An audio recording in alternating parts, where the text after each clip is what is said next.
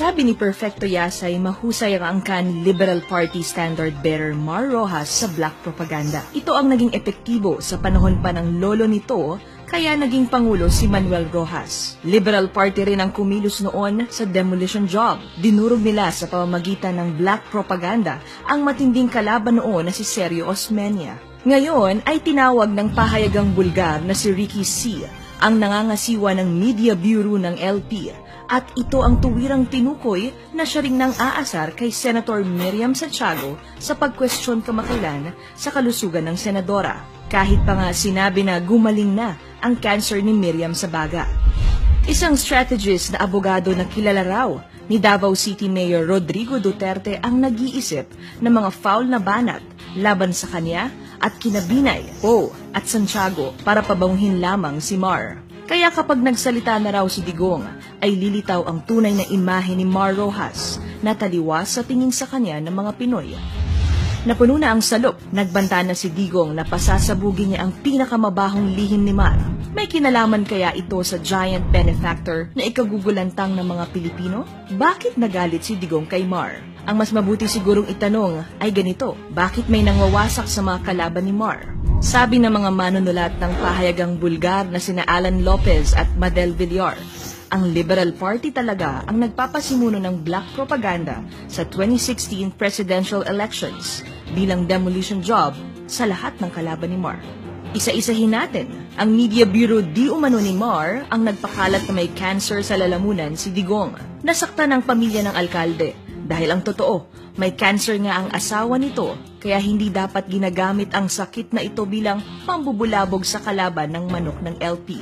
Takot daw si Mar kapag kumandidato si Digong, kaya ngayon pa lang ay may paninira na sila. Pero takot din daw ang LP kay Vice President Jejomar Binay kahit isang taon na itong sinisiraan ni na Senator Coco Pimentel, Senator Sonny Trillanes at Senator Alan Peter Cayetano. Hindi pa naman kasi talaga nawawasak ng tuluyan ang core support na malaking grupo sa lipunan na Binay talaga ayon sa pagsaliksik ni na Lopez at Villar. Bakit may Binay diehard fans pa rin? Kasi halatadong politika ang motibo ni na Trillanes, Cayetano at Pimentel. Kumandidato si Trillanes bilang vice-presidente at kilalang bata siya ni Pinoy. Tumakbo ring vice-presidente si Cayetano, nakakampi ni Pimentel at nagtutulak sa tambalan nila ni Digong. Pero si Cayetano, manok talaga siya ni Speaker Sonny Belmonte na isa sa pinuno ng LP.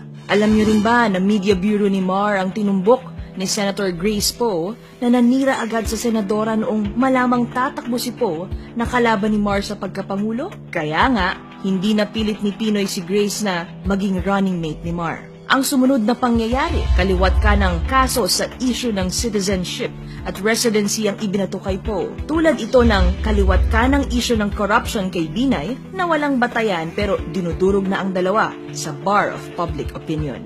Bukod pa ito sa issue na di umano'y binibrainwash na ang mga Pilipino sa mayat-mayang survey na kontrolado raw ng Malacanang para palitawing umaangat ang ratings ni Mar. Pero ang totoo, daig pa rin siya ni Binay.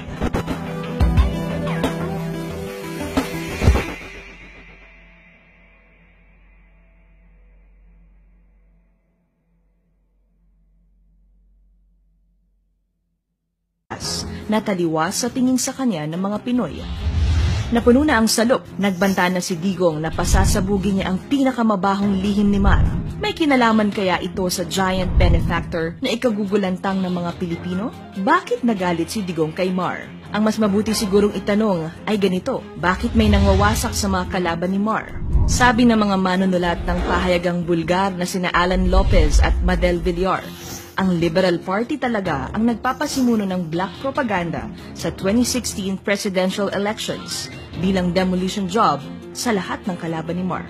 Isa-isahin natin, ang Media Bureau di umano ni Mar ang nagpakalat na may cancer sa lalamunan si Digong.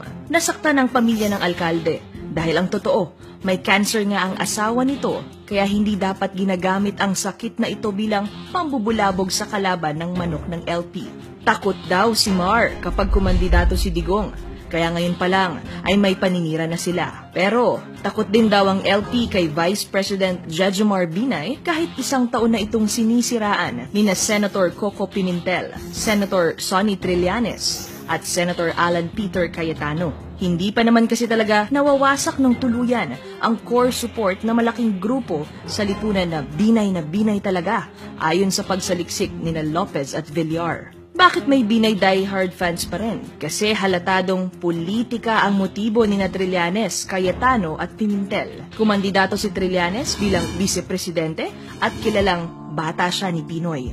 Tumakbo ring vice-presidente.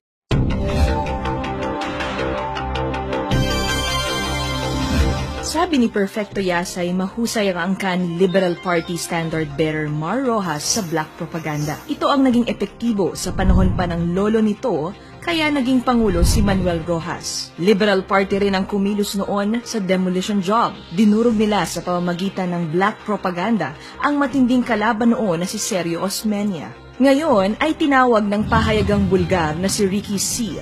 ang nangangasiwa ng Media Bureau ng LP. At ito ang tuwirang tinukoy na siya ring nang aasar kay Senator Miriam Santiago sa pagkwestiyon kamakailan sa kalusugan ng senadora. Kahit pa nga sinabi na gumaling na ang cancer ni Miriam sa baga. Isang strategist na abogado na kilala raw ni Davao City Mayor Rodrigo Duterte ang nag-iisip ng mga foul na banat laban sa kanya at kina Binay, Poe at Santiago para pabauhin lamang si Mar. Kaya kapag nagsalita na raw si Digong, ay lilitaw ang tunay na imahe ni Mar Rojas.